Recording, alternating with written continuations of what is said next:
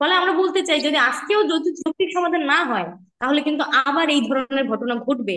দেখুন, দীর্ঘদিন ধরেই কিন্তু সাত কলেজকে পূর্ণাঙ্গ বিশ্ববিদ্যালয়ে রূপান্তরের যে আন্দোলন সেটি চলছিল, এবং তারই ধারাবাহিকতায় কিন্তু আহ সাত কলেজের এই আন্দোলনের সাথে যারা যুক্ত, কাল আমরা প্রভিসির কাছে যাই, এবং প্রভিসির কাছে কালকের এই যাওয়ার হুম, সূত্রটা হচ্ছে, তো 5 জানুয়ারি আমরা প্রভিসির কাছে একটা স্মারকলিপি দিই, এবং সেই স্মারকলিপিতে আমরা উল্লেখ করেছিলাম যে আহ নতুন যে ঢাকা বিশ্ববিদ্যালয়ে যে আমরা যে সাত কলেজ অন্তর্ভুক্ত, এই 23, 24, 25 যে ব্যাচ, সেই ব্যাচের যে ভর্তি কার্যক্রম সেটা ঢাকা বিশ্ববিদ্যালয়ের আন্ডারে করা যাবে না। এবং আমাদের কিছু কথা ছিল, যে কোটা পদ্ধতি বাতিল করতে হবে, মাইনাস মার্কিং চালু করতে হবে, এবং এর আগেও আমরা দেখেছি ঢাকা বিশ্ববিদ্যালয়ে সাত কলেজের থেকে যতগুলো অর্থ নেয় তার কোনো স্বচ্ছতা আমরা পাই না। ফলে আমরা বলেছিলাম যে ইউজিসি এবং ঢাকা বিশ্ববিদ্যালয় কর্তৃক একটা জয়েন্ট অ্যাকাউন্ট করে তার মধ্য দিয়ে যাতে এই অর্থের যে স্বচ্ছতা সেটা নিশ্চিত করা হয়। তো তার দাবি নিয়ে আমরা প্রভিসির কাছে যাই। তো 5ই জানুয়ারি যখন আমরা প্রভিসির কাছে গিয়েছিলাম, হুম, তখন আমরা যখন স্মারকলিপিটা দেই তখনও তিনি খুব শোভনীয় আচরণ করেননি, আমাদেরকে এক প্রকার স্মারকলিপিটা রাখো এবং বেরিয়ে যাও এমন আচরণই করেছিলেন। এবং হুম, তারই প্রেক্ষিতে কাল যখন আমরা যাই, আমাদের প্রতিনিধিরা যখন কথা বলতে শুরু করে, তখন স্যার প্রভিসি যিনি মামুন আহমেদ, উনি উদ্ধত আচরণ করেন, এবং উনি অত্যন্ত রাগান্বিত হয়ে আমাদেরকে বেরিয়ে যেতে বলেন, আমাদের সাথে তিনি কথা বলবেন না। তো আমরা বললাম, হুম। স্যার আমরা তো কোনো কথাই বলি না, আমরা জাস্ট অগ্রগতি জানতে আসলাম, যে স্মারকলিপিটা আমরা দিয়ে গিয়েছিলাম সেই সেখানে কি আপনি স্মারকলিপিটার ছিলেন? কোনো। ইয়েস, আমি ছিলাম। ওই যে ভিডিওতে একটা মেয়ে কণ্ঠে আমরা কথা শুনছিলাম, সেটা কি আপনি ছিলেন? ইয়েস, আমি। আচ্ছা, হ্যাঁ। তো তারই প্রেক্ষিতে আমরা বলি যে স্যার আপনি যে আচরণটা করছেন সেই আচরণটা তো একেবারেই শিক্ষার্থী সুলভ আচরণ না এবং গ্রহণযোগ্য আচরণ না। আমরা হুম, আপনার শিক্ষার্থী যে কোনো কথা নিয়ে দাবি নিয়ে আমরা আসতে পারি, আমরা ঢোকার পরেই কিন্তু স্যার প্রথমে আমাদের মব বলে মবিং করা যাবে না, মবিং করা যাবে না, অথচ আমরা কোনো কথাই বলিনি। সে হুম। এই যে মবিং, দেখুন, দেশে যখন মবিং হয়, সেই মবিংটা একটা খারাপ জিনিস, এবং এই খারাপ জিনিসটাকে স্যার ব্যবহার। তিনি এটা বলেছিলেন যে আপনাদেরকে দুই তিনজনকে আসতে বলেছিলেন, আপনারা কেন দল বেঁধে হ্যাঁ, গেলেন? হ্যাঁ। এর আগে 5ই জানুয়ারি আমরা যাই, তখন কিন্তু স্যার আমাদেরকে এক প্রকার তুচ্ছ তাচ্ছিল্য করে বের করে দেয়। এবং এইটা আমরা যখন বাইরে আসি সাধারণ শিক্ষার্থীদের আমরা বুঝাতে পারি নাই যে স্যার আমাদের রেসপন্স করেছেন কিনা, মানে আমরা যে দাবিটা নিয়ে গেলাম সেই দাবির প্রেক্ষিতে আসলে স্যার কি পজিটিভ ছিলেন কিনা। এই হুম, উত্তর যখন সাধারণ শিক্ষার্থী আমাদের কাছে জানতে চেয়েছে, তখন আমরা বলেছি স্যার আসলে আমাদের সাথে কথাই বলেননি ঠিক মতো। তো এই হুম, কথাগুলো যখন আমরা বলি, সাধারণ শিক্ষার্থীরা তো সেই বুঝটা বোঝে না, তো আমরা বলেছি স্যার হুম, আপনি মানে এর আগে আমরা বলেছি যে সাত কলেজের 7 জন শিক্ষার্থী তো আপনার যাইতে হবে, সে কি করে বলতে পারে 2 জন শিক্ষার্থী যাবে? কারণ আমরা দেখলাম সবাই মিলে আমরা যখন গেলাম, আমি এবং হুম, আব্দুর রহমান ভাই, আর কেউ কিন্তু কথা বলেনি। কিন্তু তারপরও স্যার বারে বারে মব মব বলে এই ঘটনাটাকে একটা ভিন্ন খাতে প্রভাবিত করতে চেয়েছে। সাধারণ শিক্ষার্থীদের যে যৌক্তিক দাবি, সেই যৌক্তিক দাবিটাকে মব নামে ট্যাগ দিয়ে সে স্টুডেন্টদেরকে এখানে হেনস্থা করতে চেয়েছেন। এবং এই প্রবণতা দেখে আমরা বলেছি স্যার আপনার এই আচরণটা কিন্তু একেবারেই শিক্ষার্থী সুলভ না। এক পর্যায়ে সে যখন দেখে যে ক্যামেরা অন হয়ে গেছে, ইয়ে হয়ে গেছে, তখন কিন্তু সে শটানে দাঁড়িয়ে যায় এবং সে কোনো কথা বলেন না, চুপ করে দাঁড়িয়ে থাকে। একদম না পারতে না, যতটুকু কিন্তু কথা তিনি বলে শুরু আপনারা। থেকেই আমরা আমরা যতটুকু শুনেছি, সুমাইয়া, শুরু থেকেই যে অডিওটা ভিডিওটা যেটা আমরা শুনেছি মোটামুটি ভাইরাল হয়েছে, সেখানে তিনি শুরুতেই কিন্তু বলেছে যে তোমাদেরকে কয়েকজনকে আসতে বলেছে কারণ আমি কথা বলতে চাই। তিনি কিন্তু কথা বলতে আগ্রহী ছিলেন, এমন না যে কথা বলতে আগ্রহী ছিলেন, তার কথাতে সেটাই স্পষ্ট বোঝা গেছে। কিন্তু আপনারা অনেকেই গেছেন সেখানে, যে জিনিসটি তিনি পছন্দ করেননি। এই অনেকে যাওয়ার বিষয়টাকে তিনি মবিং বলে বোঝাতে চেয়েছেন, কারণ আপনাদের অ্যাপ্রোচটা ঠিক ওইরকম ছিল। ব্যাপারটা এরকম কিনা? একদমই ব্যাপারটা তা না, আমাদের অ্যাপ্রোচটা মোটেই ওরকম ছিল না। স্যার আমাদের যাওয়ার পর আব্দুর রহমান যখন বলে স্যার আমরা তো এর আগে স্মারকলিপি দিয়েছিলাম, সেই কথার প্রেক্ষিতে স্যার হঠাৎ করে রেগে গিয়ে আব্দুর রহমানকে বলতে শুরু করে সরি বলো, সরি বলো। এই যে আচরণটা উনি করেন, এই আচরণটার এটা বিরুদ্ধে এটা কিন্তু এটা কখন, এখানকার। এটা কি ঢোকার সাথে সাথে ভিডিওতে? আমরা তো ওরকম কিছু দেখিনি। উনি তো পরবর্তী যখন আপনারা তার হুম, আমরা কিন্তু মবিং ওখানে করছিলাম না, আমরা জাস্ট বলছিলাম স্যার আমরা যে স্মারকলিপিটা দিয়েছিলাম আপনি তো বলেছিলেন যে কমিটিতে আপনি সেটা উত্থাপন করবেন।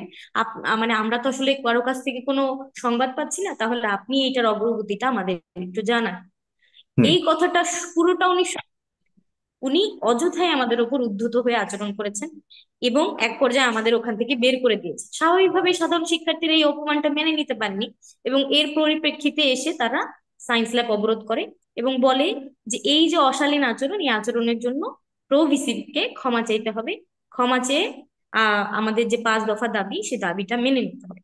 এবং তারপরে আপনি জানেন যে ঘন্টার পর ঘন্টা কেটে গেলেও বিশ্ববিদ্যালয় প্রশাসন বলেন বা দায়িত্বশীল বিভিন্ন প্রশাসন বলেন, ও দায়িত্বশীল ভূমিকাই কিন্তু পালন করেনি এই শিক্ষার্থীদের, বা উনি নিজেও এই যে ঘটনাটা ঘটলো, ভিডিওতেও যার প্রমাণ সহ আছে, তিনি যে অশালীন আচরণটা করেছেন, হ্যাঁ, তো এটার মানে এটার করে মানে একটু কি বলবো, মীমাংসার যে বিষয়, সেই বিষয় কিন্তু দায়িত্বশীল প্রশাসনের কেউই কোনো ভূমিকা পালন করেনি, যার কারণে আমরা দেখলাম এই ঘটনাটা ঘটলো। আমরা দেখলাম পুলিশ আর ঠিক সেখানে কি সেই আপনাদের পুরনো। কোনো দায় দেখছেন না? মানে এই একজন শিক্ষকের সাথে শিক্ষার্থী হিসেবে আপনাদের যে একটা আচরণগত বিষয় ছিল, সেটিকে অনেকেই বলেছে যে আপনারাও শিক্ষার্থী হিসেবে এরকম আচরণ করাটা উচিত হয়নি। আর শিক্ষক হিসেবে তিনি হয়তো আপনাদেরকে শাসনের কারণে হয়তো এরকম কোনো কথা বলতেই পারেন, সেটিকে আপনারা ভিডিও ধারণ করেছেন এবং সেটিকে একটা আন্দোলনের অজুহাত হিসেবে অথবা হাতিয়ার হিসেবে আপনারা ব্যবহার করেছেন। এবং এটা একটা আন্দোলনের মোটামুটি একটা রক্তাক্ত একটা চিত্র আমরা দেখতে পেরেছি। তো এটা কি আপনারা মনে করেন না, এর আগে এই আন্দোলনটা কিন্তু আজকে নতুন নয়, অনেক বছর ধরে এই আন্দোলনটা চলে আসছে। এর আগে তো এমন শক্ত অবস্থা আপনারা কখনো যাননি, এখন হঠাৎ করে এরকম চাপ বা ইয়ে দেওয়া। হুম। সেটাই আমি বলছি যে ধরেন আমাদের তো শক্ত, আমরা এই 7 কলেজের ইস্যুটা নিয়ে, ভর্তি প্রক্রিয়া নিয়ে আমাদের কর্মসূচি ঘোষণা করার কথা ছিল আগামী 2 তারিখ। আমরা ভেবেছিলাম আমরা একটা সিস্টেমেটিক ওয়েতে যাব, আমরা স্মারকলিপি দিয়েছি, বিভিন্ন জায়গা থেকে আমাদের ইয়েগুলো কালেক্ট করার চেষ্টা করেছি, কিন্তু কালকে প্রভিসির যে আচরণ, সে আচরণ দেখে মনে হয়েছে আমরা বোধহয় বাংলাদেশের চতুর্থ পঞ্চম শ্রেণীর নাগরিক, এবং আমাদের ন্যূনতম কোনো মানে অধিকার নাই তার সাথে কথা বলার, অথচ আমরা ছিলাম তার স্টুডেন্ট। আমরা বারবার বলছিলাম স্যার, আমরা তো আপনার সাথে কথা বলতে এসেছি, আপনি তো এই আচরণ করতে পারেন, বারবার বিনয়ের সাথেই তাকে প্রশ্ন করা হচ্ছিল। কিন্তু পরবর্তীতে সে যখন তার একই আচরণ বজায় রাখে, তারপরে শিক্ষার্থীরা বলে, স্যার আপনি তো এই আচরণটা করতে পারেন, এবং এর জন্য আপনার অবশ্যই জবাবদিহি করতে হবে। কারণ আমরা 7 কলেজের শিক্ষার্থীরা এমনিতেই নানান ধরনের বঞ্চনার শিকার, যেখানে ঢাকা ইউনিভার্সিটির সাথে আমাদের তুলনা করে নানান ধরনের কথা অলরেডি আপনি সোসাইটিতে পাবেন। সেই জায়গায় দাঁড়িয়ে একজন দায়িত্বরত অবস্থায় থেকে তিনি যখন এই ধরনের আচরণ করেন, সেটা কিন্তু কোনোভাবেই গ্রহণযোগ্য না। এবং আমরা কিন্তু যখন বেরিয়ে এসেছি, তার লোকজন যখন আমাদের বের করে দেয়, তখনও পর্যন্ত আমরা সেখানে কোনো ধরনের সিন ক্রিয়েট করিনি। আমরা যদি চাইতাম, আমরা যদি সেরকম ধরনের আচরণেরই আচরণকে সাপোর্টই করতাম, তাহলে কিন্তু আমরা ওইখানে একটা বাজে আচরণ করে আসতে পারতাম এবং তার তার সাথে উদ্ধত আচরণ করতে পারতাম, কিন্তু আমরা কিন্তু সেখানেও কোনো কিছু করিনি। কিন্তু স্যার যেটা করেছেন, তারপরও তার ন্যূনতম ইয়ে নেই। আমরা দেখেছি একটা ভিডিও বার্তা উনি দিয়েছেন, তাতে উনি দুঃখ প্রকাশ করেছেন, কিন্তু নিজের আচরণের জন্য উনি কিন্তু ক্ষমা চাননি। ফলে এইটা কিন্তু বোঝা যায় যে উনি হয়, মানে উনি তার এই যে কাজটা, এই কাজটাকে উনি ঠিক মনে করেন, কিন্তু আমরা বলছি যে উনি এই কাজটা করে ঠিক করেননি। উল্টো আমাদের মব বলে সেই পরিস্থিতিটাকেই আমাদের বিরুদ্ধে ব্যবহার করতে চেয়েছেন। সে ভেবেছেন আমাদের ঝাড়ি দিয়ে আমাদের ঘর থেকে বের করে দিলেই 7 কলেজের এই ইস্যুটা থেকে আমরা সরে আসবো, অথবা এই এই এই এই যে আন্দোলনের মধ্যে থেকে আমাদের মধ্যে হীনমন্যতা জন্মাবে এবং আমরা তার কথার কোনো প্রতিবাদ করবো না। কিন্তু সেটা কিন্তু হয়নি।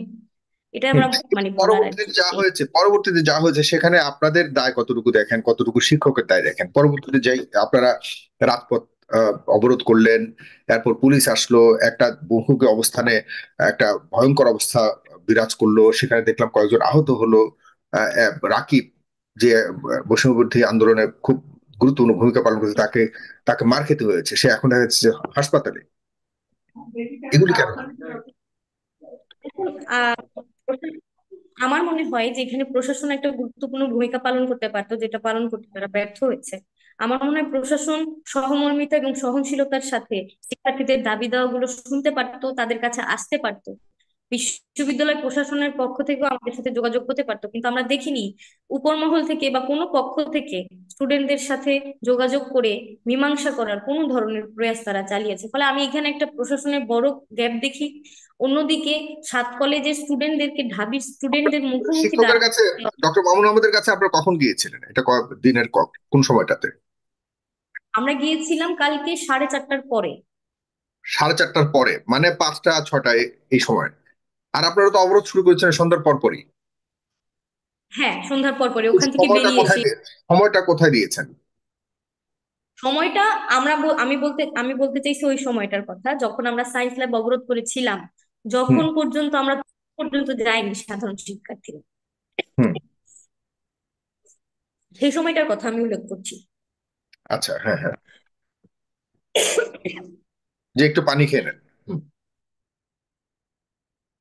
হুম। হ্যাঁ। ফলে আমরা তাতে কিন্তু প্রশাসন চাইলেই সাধারণ শিক্ষার্থীদের দাবি দাওয়াগুলো শুনতে পারতো। ঢাকা বিশ্ববিদ্যালয়ের বিভিন্ন দায়িত্বশীল লোক আছে, তারা চাইলে আমাদের সাথে যোগাযোগ করতে পারতো, কিন্তু তারা কিন্তু এই ধরনের কোনো কিছু করেনি। একদিকে ছাত্রছাত্রীরা কিন্তু অনেক বেশি ক্ষুব্ধ ছিল, কারণ দীর্ঘদিন ধরেই ঢাকা ইউনিভার্সিটির পক্ষ থেকে আমরা যে ধরনের মানে কি বলবো, মানসিক একটা কি বলবো, একটা নিপীড়নের শিকার, যে হুম। তোমরা ঠিক ঢাকা ইউনিভার্সিটির স্টুডেন্ট না, তোমাদের মেধা নাই, তোমরা সমাজে মানে তোমরা মেধাবী না বলে তোমরা এখানে ভর্তি হয়েছো, তোমাদের শিক্ষার কোনো মান নাই। এই যে বঞ্চনা, এই বঞ্চনার উপরেও আবার এই প্রভিসির যে আচরণ, সেটা দ্বারা বোঝা যায় যে প্রভিসির যে আচরণ, এই আচরণের মধ্যে দিয়ে বোঝা যায় যে সাত কলেজের স্টুডেন্টরা আসলে সত্যিকার অর্থে কি পরিমাণ মানসিক সব ভাবে। কলেজের শিক্ষার্থীদের এই দাবি দেওয়া নিয়ে আমাদের ফেস দেবে বলে আমরা অনেকবার কথা বলেছি, এবং এ নিয়ে দীর্ঘদিন ধরে আলোচনা চলছে।